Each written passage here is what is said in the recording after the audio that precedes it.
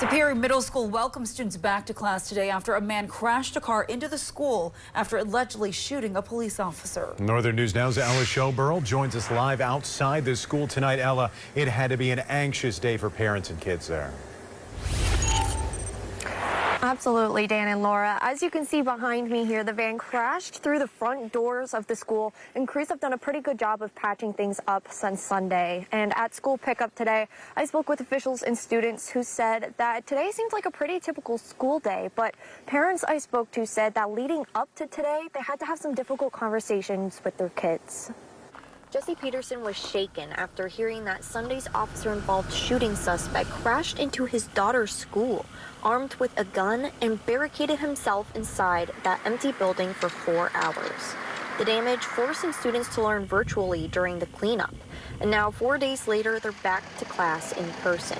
But before going back, Peterson sat down with his daughter. I did have a long conversation with my daughter. She had a lot of questions about what's going on. His daughter, Serenity, nervous about going back to school. I was kind of nervous about how much people were gonna just the things that were gonna be said about it, and the rumors or things that didn't happen to make people feel more scared and stuff like that.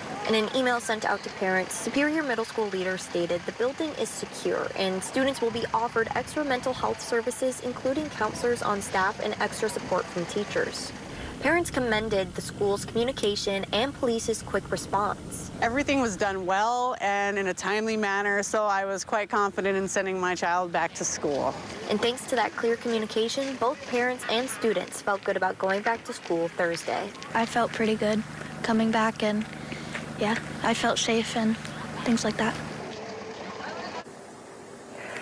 Middle school principal Aaron Lieberts also made an announcement to students this morning speaking on the incident. He emphasized that today was a typical day and that the students did well.